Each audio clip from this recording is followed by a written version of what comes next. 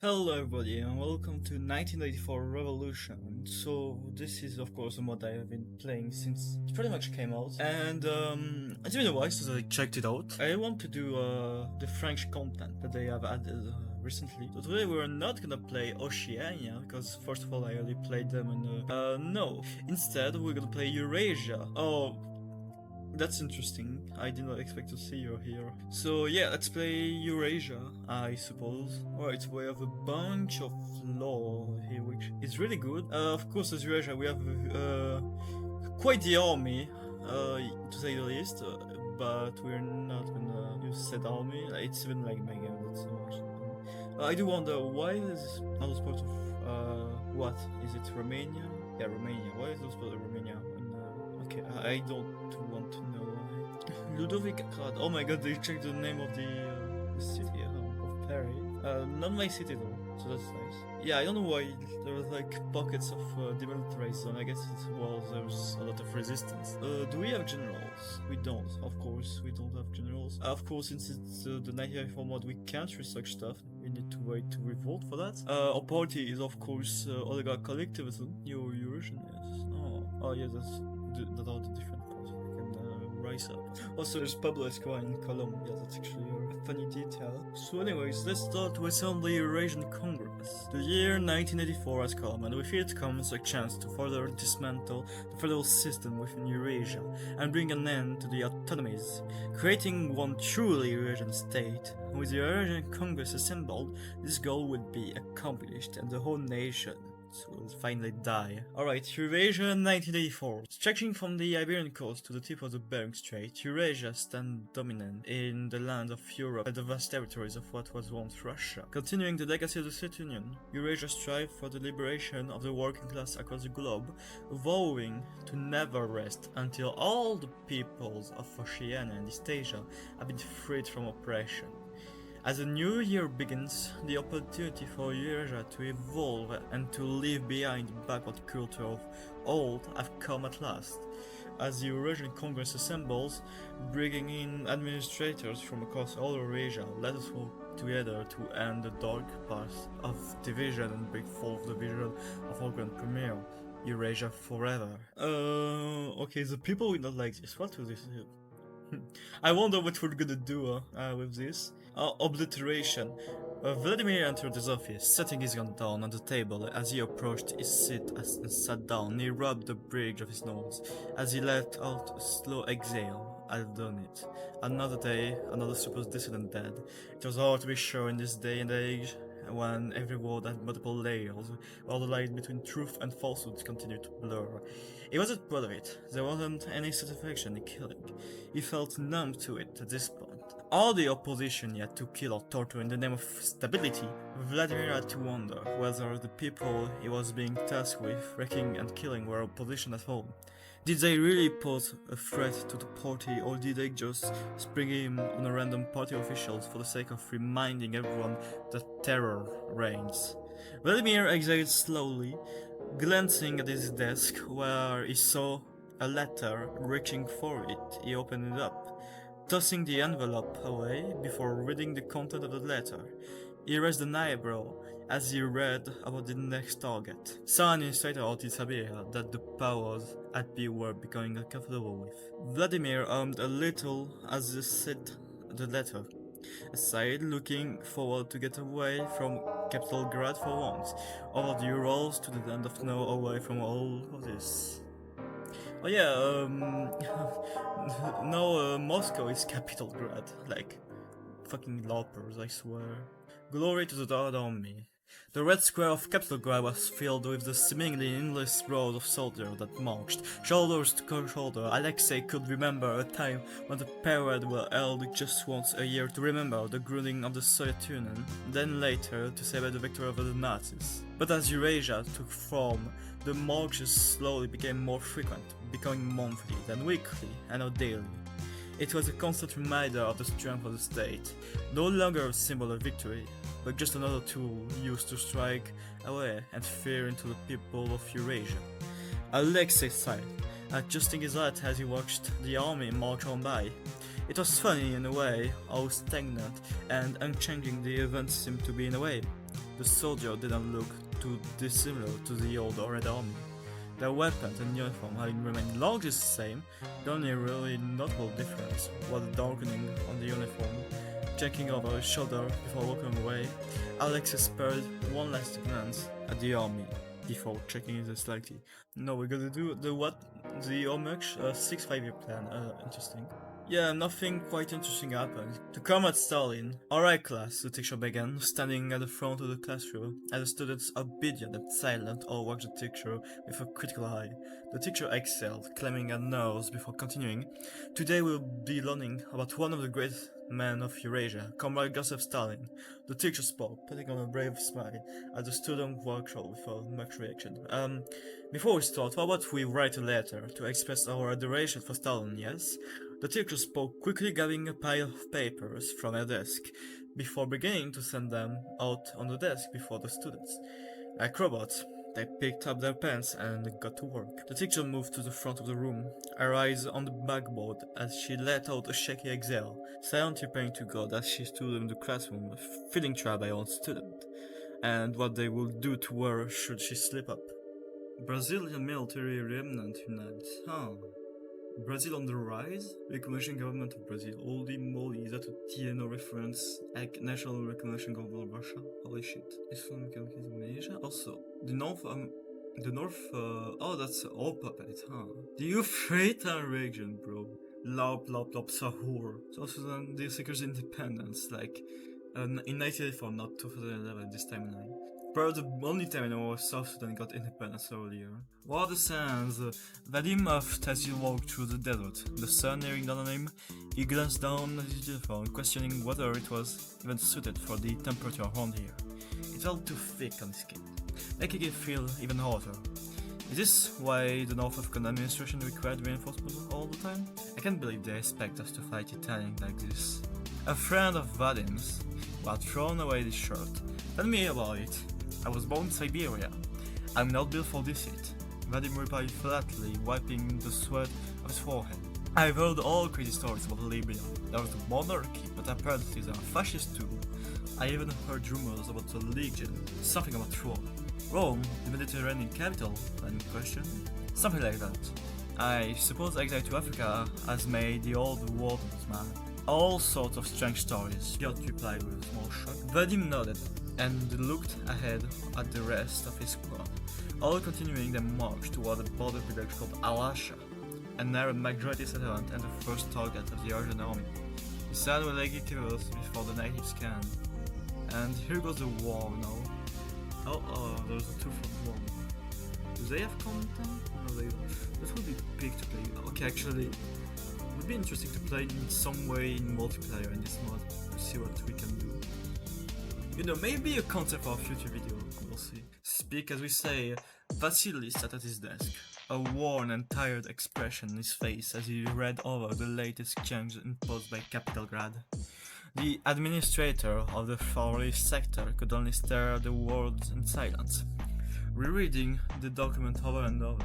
Henceforth, the Russian language within the Siberian socialist state is to be phased out on all levels of society and is to be replaced with the Eurasian language.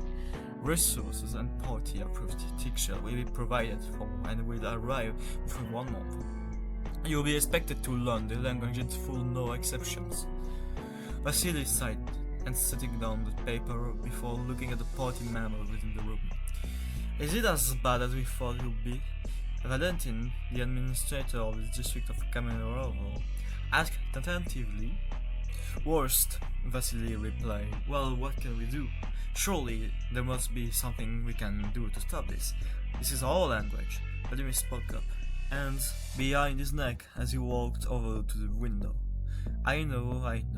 Vasily replied, rubbing his eyes before rising to his feet. For now, keep quiet about this. I don't want a peep for this escaping the office. Not yet. I'll work out something. Something? What can be done about this? Valentin asked, quietly, running a hand through his hair.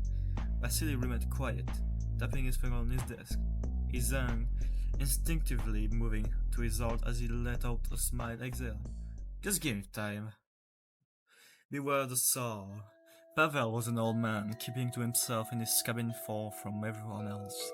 Branded a traitor long ago, the old man secluded himself to the icy tundras of northern Russia, away from everyone, living a life of solitude but relative peace. As he sat in an armchair by the fire pit in his cabin, the old man thought of a time before all of this, before Russia and much of Europe had been suffocated by Eurasia. He was only a boy growing up in the empire when the Bolshevik came over and the world finally disappeared. He remembered the days of Stalin, even serving in the Red Army when the Germans had struck back in the 40s. But what had once been thought of a triumph of humanity became something darker. From the ashes of the war, a new ideology rose and the forces of fascism emerged. It subverted Russia as it did the rest of the West and East. The old world, already on the brink in the old Soviet Union, finally fell as three superstates emerged. Pavel glanced up above the fire pit, while the old imperial flag of Russia hung. The old world felt so distant, so out of reach.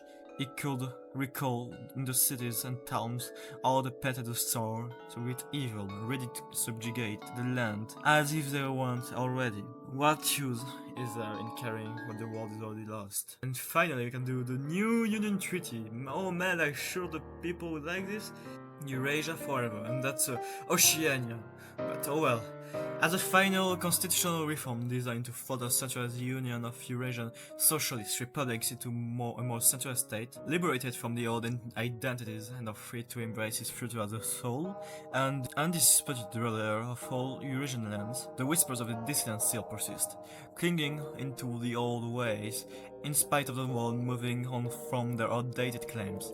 They remain a lingering thorn in the side of the party. Though the Red Army remains confident in Eurasia's ability to keep these criminals at bay and keeping stability within the state, it's no small secret that the recent radical reforms were most unpopular and it will likely create some rebelliousness within the population, especially those belonging to prouder legacies. A storm is brewing in Eurasia, a final obstacle that will cement the new age and all the neo-Bolshevik movement to prove itself at the righteous guiding hand of the proletariat once and for all.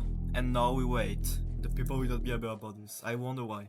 The death of Beria. After years of declining exuberant age, Comrade Beria has passed away. The details of his death are thus far unclear. However, with his death comes chaos. A month from now, Comrade Beria was supposed to declare successor to the position of Grand Premier of Eurasia. However, despite our investigations into documentation and notes of the Grand Premier, no definitive successor has been declared. Already, the faction within the party and the army have begun to bicker and argue over the future of Eurasia, with numerous figures vying for leadership over an increasingly unstable superstate. Let us hope a successor can be found. Oh, yeah, that's the time we're gonna split up into multiple states. Oh, and the first rebellions have started in Russia. Second Chinese Revolution, with exorcist this time. Brazilian-American War and the South American War. Oh my god, it's fucking guy from Tier 4 and Red Does. He's in fucking Kazakhstan. Alright, here it goes. They rose from the catacombs. Reports have come in that much of Ludovigrad and much of the land surrounding the city has fallen into hands of so-called revolutionary resistance movement. With the rebels that have emerged from the cities, old catacombs quickly establishing a new government called the French Revolutionary Republic, supposedly stylizing themselves on Jacobs and revolutionary ideas of the French Revolution centuries ago. We have made it clear that this open rebellion will not stand, and we have issued a numerous ultimatum to stand down or face the full might of the Western European Socialist Republic. Thus, these have fallen on deaf ears. However, if these rebels do not buckle, then war will quickly become inevitable. Vive la France! I will play the French Revolutionary Republic, led by Georges Marchais, the old leader of the French Communist Party, actually. So it's interesting. So we have the Popular Army, which does nothing now. I think True focuses it does something. And now history repeats. Alright, history repeats from the depths. Yeah, you know what? I'm kinda lazy to read this one. I'm gonna let you read this one. So when I'm gonna declare on me? Oh, like finally did. Okay. Alright, I'm gonna pin those divisions down. Do we have planes? We do. Oh, and quite a lot actually. So that's gonna be very useful. Alright, and now we go, I guess. Let's try to cut them down rain. Oh man, okay, they left. Okay, they left this front open. So you know what? I'm gonna just do this and hope we win. Alright, we got Calais. Oh, you have 0 oil. Oh, this might be why I'm kind of losing right now. Hey, the UAE, can you give me some of that oil, please? I literally get nothing. What the fuck? Why does the trade doesn't work? You, oh my god, because we don't have enough complex. Oh, it's amazing. We don't have anything. The collection class with the Balkan Socialist Republic. I love this one. Balkan Liberation Front. Yeah, interesting choice.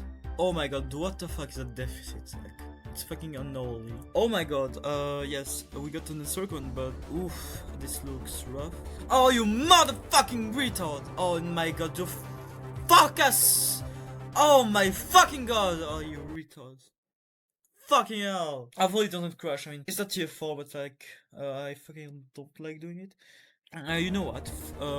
Of course they were gonna attack me the second I encircle those divisions. Yeah, I don't know why. I guess it's about like the organization of those divisions. I have nothing now. Yeah, I literally have nothing. It's amazing. Yeah, I have a Heart of Iron 4, my favorite game for schizo people. Oh my fucking god. I don't want to reset, but also I mean, I do have a save from 1985. So that's like the beginning of the war. Like, do I really want to restart the entire fucking war? I guess maybe it was not really good, but maybe I should have bought like actual what do you call it? Oil for my fucking tanks, because they run on oil. You know, you need oil to use tanks. Oh my god, this is fucking retarded.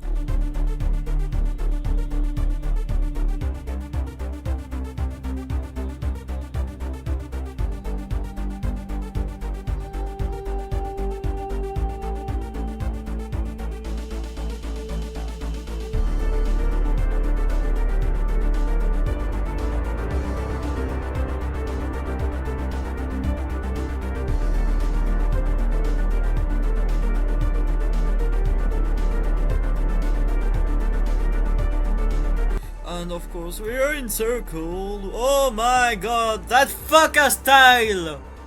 Oh man, I fucking hate this style.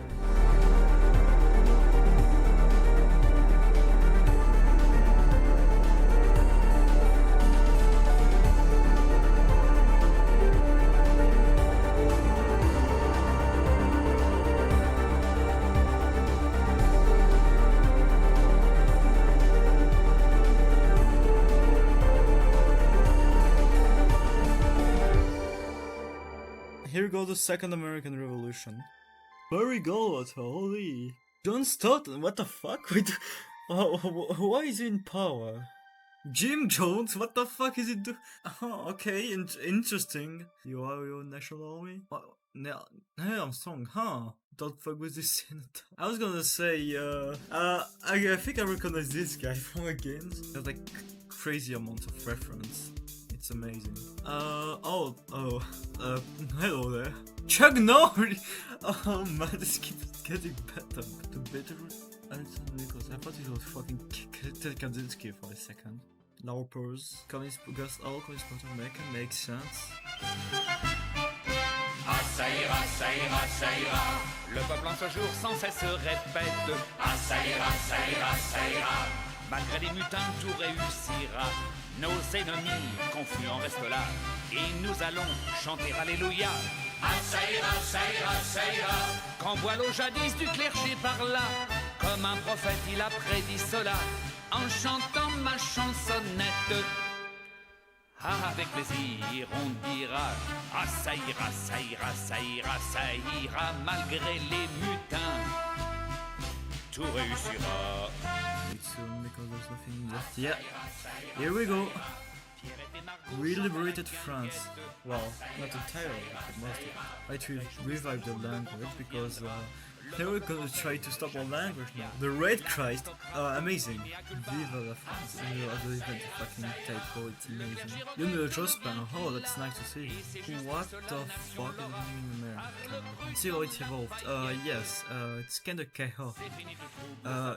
No, I feel like it's, TFR? Manson family.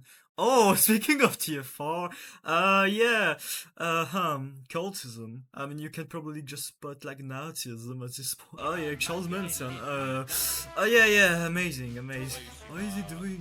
What is he doing? So you know what I'm gonna do?